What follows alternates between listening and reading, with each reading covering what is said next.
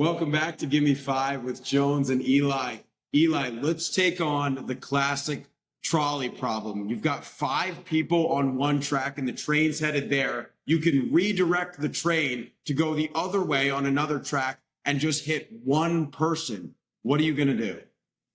Well, it's a classic problem. I mean, I think I've been asked this question many times. For me, I'm going to redirect the train and hit that one person. Look, at the end of the day, Jones, I want to kill less people, right? I mean, obviously, I want to kill no people is my ultimate objective. But if you're telling me I got to kill somebody, would I rather kill one or kill five? I want to kill one.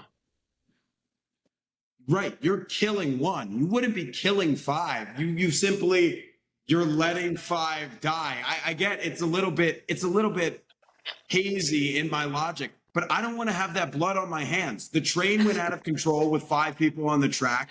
I'm yelling to them to get out of the way, but I'm not moving fate and playing God and deciding who dies and who doesn't. If those people tragically die because the train got out of control, they tragically die. But I'm not going to say, I'm going to take this other person's life because five is greater than one when I didn't have anything to do with the train getting off track in the first place. But, Jones, the way I look at it is I'm actually saving five lives by doing this, by Four. getting the train. Well, No, five. There's five on the train on one track, and there's one on the other. but net save four. Okay, You're net killing four. some. Total live difference, LD, is four, I guess. But at the end of the day, those four people are going to die, and I actually did a hero thing. I think I'd be praised. I'd be rewarded as the guy who saved five lives. You've seen Seinfeld? You've seen the ending of Seinfeld? You know, when that guy, the bystander law or whatever it's called, the Good Samaritan law, when the guy's getting beaten up and mugged, and they don't actually intervene and help him, that's just as bad in my eyes as actually committing the crime. If you see something bad about to happen, and you have the power to influence it, and you don't, you're equally as bad, Jones. But the way that you're phrasing it is, I agree. If you're a bystander in a bad situation where you could have prevented it, I totally agree. But it's not like you're saying you're going to get praised. You're going to get a party in the streets for killing somebody. You are redirecting the train to kill somebody, Elias. And what if, I mean, that person is a mother or a father or a son or a daughter. Like, this person has a family too. Elias, what if that person is someone you care about? What if that's me? Are you still killing me? Well, if it's you, I don't know that changes all that much. But if it's somebody else that I really care about, then maybe, yeah, I mean, that would probably change it. Obviously, as humans, I think we're selfish beings, right? You want to save your loved ones, protect your loved ones, even though that might not always be the right thing. I think that definitely changes it a little bit. I know I'm not saying I'm going to get a party in the streets, but I think it would obviously be tough to deal with the emotional backlash of self, feelings or whatever of having killed that one person. But the way that you would kind of get behind that is you save these other five people, and you're right, that person that's dying is probably somebody's daughter, somebody's son, somebody's mother, father, whatever. But if you kill the five people, Jones, that's five people's mother and father and son and daughter, whatever. So it's literally just five times the negative action. But I didn't kill them. You see shit on the news all the time about, this dust storm killed 5 people or 10 people, and you don't feel personally responsible for that. So why would I feel personally responsible for a runaway train that killed 5 people? I had nothing to do with it. I'm not taking the world in my hands and saying this is what's going to happen. I had absolutely nothing to do. I just witnessed it.